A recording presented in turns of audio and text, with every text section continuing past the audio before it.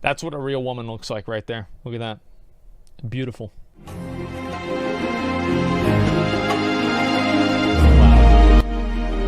Should be fun. Okay.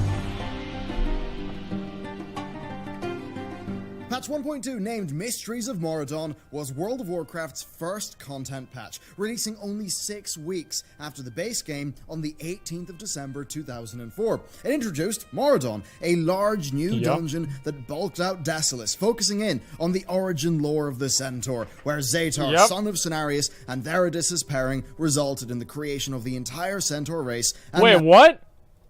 Large new dungeon that bulked out Desolace, focusing in on the origin lore of the Centaur, where Zatar, son of Cenarius, and Theridis' pairing resulted... Pairing? On the origin lore of the Centaur, where Zatar, son of Cenarius, and...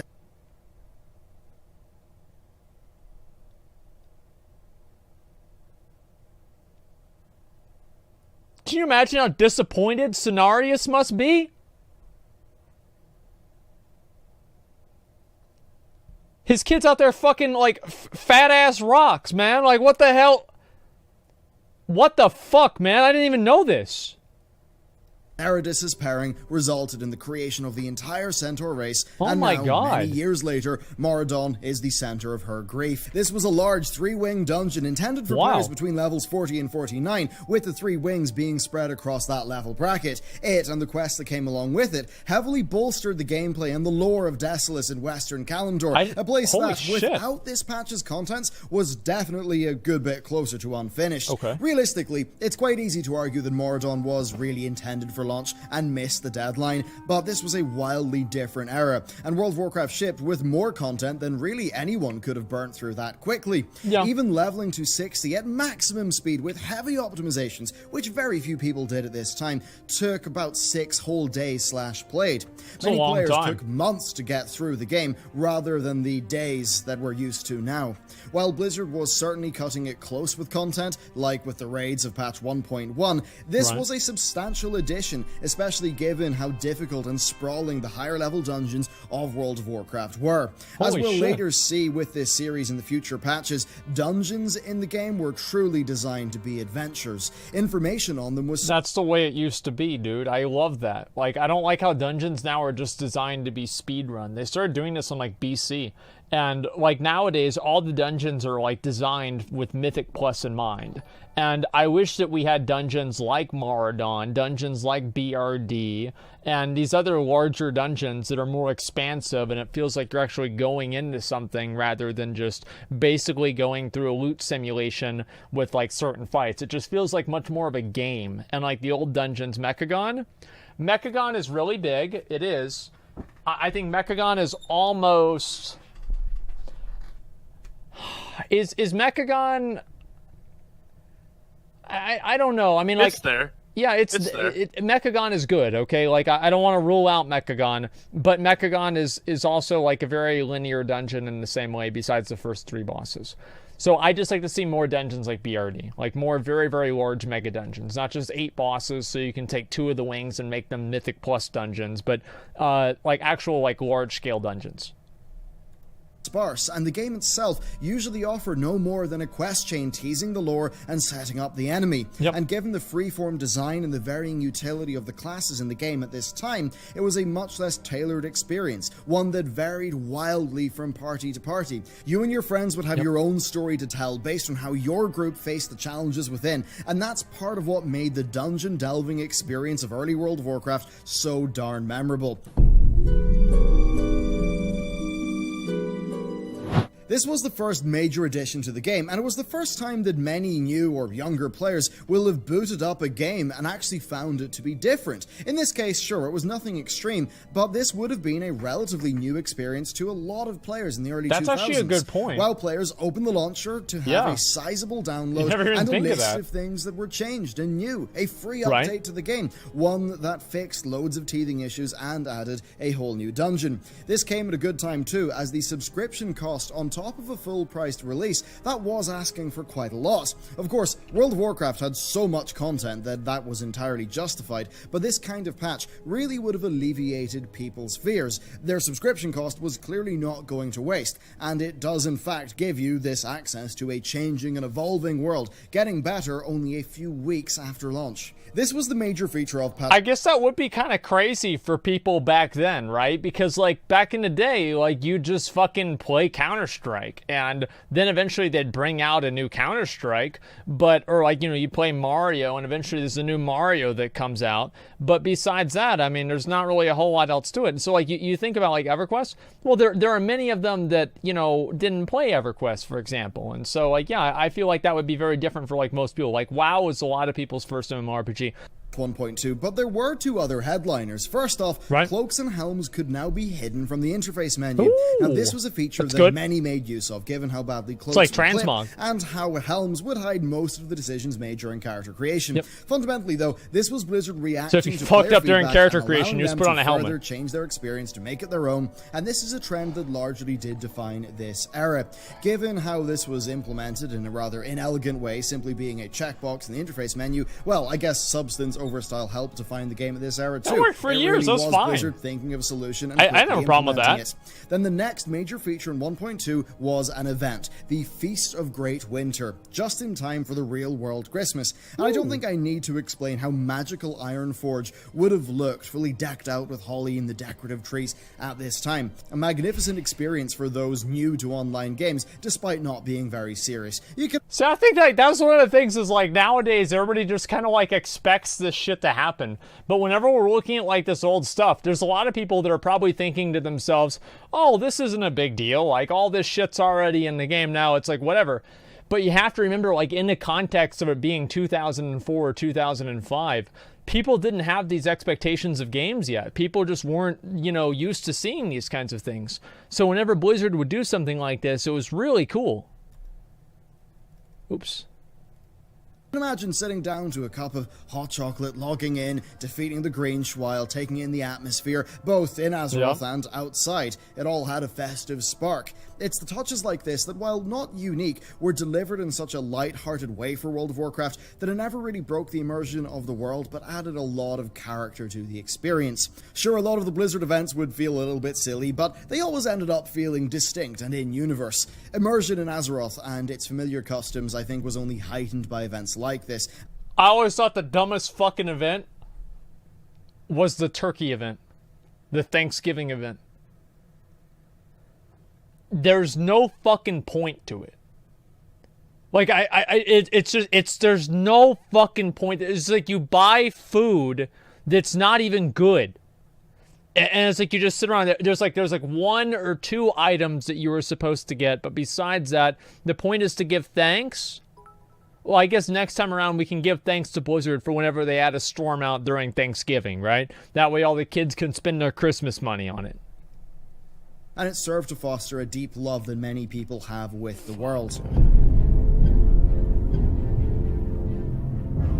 But of course, vanilla was an interesting time, and the minor system changes in this patch are fascinating to look back on. A fundamental change was made, where players would receive credit for killing a monster even if they died in battle. And this was not a bug fix either, this was a genuine design shift. Imagine dying in group content and not getting credit for the boss kill. Rating would be an entirely different would suck, if dude. not for this change. In fact, I can see that it would now. Suck, dude. Imagine like you get the debuff from Vale. It's like, hey, sorry, bro. Like imagine there's two DPS warriors in the raid, and like they both need the Helm of Rage or Endless Rage, right? Because they're dumb, they don't have Lionheart Helm. And you see the other warrior get the fucking debuff, you're so happy. You're like, haha, fuck you, idiot. I don't know. I just feel like that'd be so great. Yeah, dying. Well, I mean, to be fair, if you die in MC, you probably don't deserve gear. 20-something hunter, you'd have heard of an amazing quality blue bow found in the Wailing Cavern, so you would have spent a while in the Barren setting up a group. You and your new friends would have went through all those confusing tunnels, and after clearing a few bosses and beating the real challenge, the infamous jump, you'd end up fighting Lord Serpentis, and right as he got his low health, in your excitement you take one step too far back, and Verdun the ever-living would have killed you, and you'd be dead. You would not have got credit for the kill, and when Venom Strike finally dropped, the warrior would have got it with their greed roll. Hey, a pretty distressing way to greed? ruin an evening for What sure. greed? And there's no way you'd be playing with that warrior ever again out of a mixture of anger and shame. It's neat. Thankfully, though, this is not something that remained an issue in the game for very long, and really was not much of an issue once raiding actually kicked off. Patch 1.2 also added the ability to purchase other racial mounts at Exalted Reputation, which offered players a chance to go a little bit off script and ride whatever they wanted, provided, of course, they put the effort in. Gnomes could escape their dreaded Mechanostriders, the noise of which drove many people to madness, and Tauren could hop on Orcs' Wolves, increasing their chances of actually making it through doors. All of the engineering mounts are annoying to hear. There were race restrictions, though, as Blizzard did want to keep the game just not looking too silly. Tauren could not ride skeletal steeds or raptors given their size, and only gnomes could ride the Mechanostriders. The Mysteries of Moradon also implemented the Looking for Group channel, so the players could quickly uncover those mysteries by finding a group in major cities without clogging up general or trade chat. Although, being real, it did little to stem that tide. Many players opted to use trade chat for absolutely everything anyway, be that trading or spreading accusations of ninja looting. Or, most importantly, spreading the word and gospel of our God Emperor Donald Trump. Okay? Like, if you're on a Kel'Thuzad server and you look at trade chat, it's about Donald Trump. Like, that's it. That's all they talk about. All day, all night, everything. Donald Trump. That's it. And like, it used to be a lot worse, because now you have, like, the right-click report silence thing. But before that happened, holy fuck, that's all people would get into. Before we get on to the more incremental changes, though, there's a portent of the future here. The patch notes say this: additional improvements in Looking for Group functionality will be added in future patches. Bold of Blizzard to call them improvements, but that's not going to be covered till the next episode, so hold tight. What? For now, though, let's go through a ton of the smaller fixes and adjustments in patch 1.2. Okay. The game was just so different back then that examining these really just gives us a window into the design of the time. Some of them show off how supremely rough World of Warcraft was at this time, especially in the player experience side. First off, this patch made it so the players afflicted by Hibernate, Fear, and Sap had an increasing chance to break free as the effect went on, so that it would last for about 15 seconds. Now, the variance on the bad end... That's not true. Okay, the time that Fear breaks is directly proportional to when you need it to break. So if it's okay, if you, like, let's say if you're playing a Warlock, the Fear breaks at 1 second. But if you just got feared by a Warlock, you're running around for 15. That's just the way that it works. Was really rough prior to this, resulting in a Drake very Dog. frustrating experience when playing against a crowd control class. Although even with this change and fucking Soulfire, man, Warlocks did remain to be a pretty frustrating and frightening opponent. Yeah, we then have some glaring sucked. balance issues being looked at here, the most egregious of which being the Druid Bear form, where the armor bonus needed to be almost tripled in order for them to be an effective tank. And even at that, they still did take more damage than warriors did. In fact, this is a fundamental difference that resulted in a lot of very interesting composition choices. You see, back in this iteration of World of Warcraft class design, hybrids could sometimes actually handle multiple roles, albeit not as effectively as a pure class. Yeah. Druids were especially good at this. They had bear tanking and cat DPS under the one feral combat tree. And that's actually a good point. Yeah, I agree with that. The druids could be used as a flexible off tank when necessary, and then otherwise perform cat DPS duties. This worked well for emergency situations and led to some interesting raid strategies, and they also had a backup mana pool to throw around some heals too. But of course, the other side of that was that really they weren't going to be your main tank as much. Now, as for some other interesting balance changes affecting warriors, Spell Reflection was originally able to reflect abilities, not just spells, which I'm... Wait, what? Like, Spell Reflection... Wait. Warriors? Warriors didn't get Spell Reflection until level 64. What? No, they added Spell Reflect in BC. I remember this very clearly. You got it at level 64. We'll see how this is going to go. Okay, Spell Reflect is 100% Burning Crusade. Yeah. Let's see here. sure resulted in some very interesting PvP situations, like rogues cheap-shotting themselves. Keep in mind though, at this point in the game, you could not see buffs on enemies without a mage's detect magic, so even if you were wary of Spell Reflect, you still might be caught off guard if you miss the animation. Still on the topic of warriors, Mortal Strike was changed from dealing percentage damage to being weapon damage and a flat amount, something that could have gone very wrong if it was not that way, because if you had a whole bunch of warriors and Mortal Strike was just doing 4 to 5% HP as damage, well, let's just say bosses would not last very long. That sounds great. Would not implement that's an awesome. uncapped flat percentage damage mechanic again. Now, in return for these nerfs, warriors were granted Pummel, a melee interrupt. And this actually meant that warriors could double interrupt with shield bash and pummel if they had the macro set up to put on a shield, bash, and then go back to their usual weapon during combat. Then over on the economical side of things, it's hard to find exact numbers, but it seems that fishing was a little bit too lucrative in the early days. Blizzard reduced the selling price of fished items and reduced the chance of getting greens while probably fishing. Just for bots, it also I'd initially assume. did not require a minimum level to pick up, and this meant that a low-level character could max out fishing pretty quickly and earn a ton of money. They would, of course, just have to progress for while bots, avoiding mobs in the higher level zones. 10 FPS. Basically, that's how you know it's fishing real. was just a little bit overlooked, and it needed to be reined in. Quality of life As for general player convenience, there were some positive changes in 1.2, but they weren't free. Druids and priests who were tired of buffing their group with Mark of the Wild or Power Word Fortitude individually, they were given a new option. The Greater Fortitude. Buffs. They didn't just log in, though, to find these powerful, lovely, handy new spells. You needed the stupid items for it, too. Through an item drop. In this case, it was a book that would teach you the spell. For elite mobs and bosses...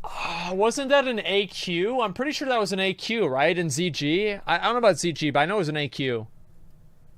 Above the mid-40 level range, there was a tiny chance that the spellbook would drop, allowing a priest or a druid to use reagent, candles and wild berries. Dude, I haven't even thought about these. To buff an entire party at once. EBRS. Super handy, but sadly for mages with their arcane intellect, or worse still for the paladins who granted blessings with only a 5-minute cooldown, buffing players was still a decently laborious process. Of course, not that every druid or priest had access to these tomes, as while they were sellable on the auction house, given the nature of the game at this time, I'd say a huge percentage of people playing those classes didn't even know what to look for. While having to find ancient or secret knowledge to learn new techniques was great for the RPG feeling of the game, the Mysteries of Mordor also altered class fantasy for one particular class, Warlocks. Demons were now given random names from a huge selection based on type, although in exchange they lost something that was extremely unintentional but ended up aiding the class fantasy of Warlocks being pretty scary. They lost the ability to kill players during duels, the result of something between pet casts not being cancelled and dot damage coming in at the same time that the duel's 1 HP I like that. There it is. Ended. So that's an odd thing that happened. They were you just kill the people in the duel. It's easy. Toolkit, even without the looming fear of death and the subsequent corpse run. Beyond that, though, this patch ultimately did not change a lot. It fixed a laundry list of issues with items and quests, ranging from reducing the amount of kills needed for a quest, or ensuring that some items had the correct stats. There were little UI changes that made life a bit easier, like arrows in the minimap being easier to see. Plus, they added an in-game toggle menu for add-ons, but really, it didn't change the landscape of Azeroth. It iterated on it and improved it. So all in all, patch 1.2 was mostly Maraudon came out on that patch. That was the big thing. Fixes. It was, however, only 6 weeks after launch, which is an update cadence that basically no developer could match today.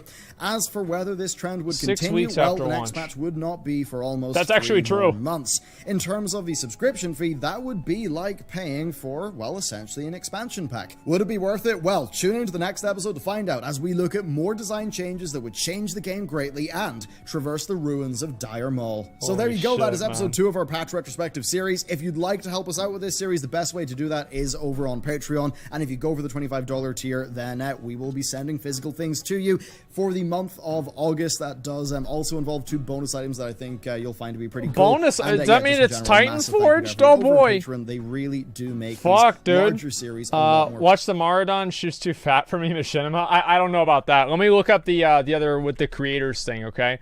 First thing, actually, let me go back. Let me just give some comments on the video. The video actually was.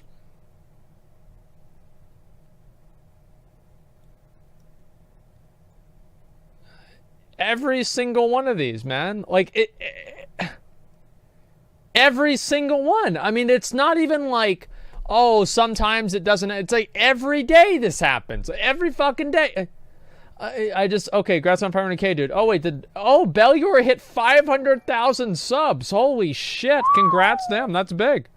That's really fucking big. The Warriors now has product function in vanilla, is introduced in TVC. Yeah, it's not really a big deal. Absolutely loving the series so far. I like this series a lot too. Like going through, Asmongold will smile while watching this video and hype people up for Classic. Big true. Big fucking true. I'm looking forward to it a lot. More every single day. Why don't you ever talk about the idea of buying expansions? What is this here? When there are sub fees, expansion should be included.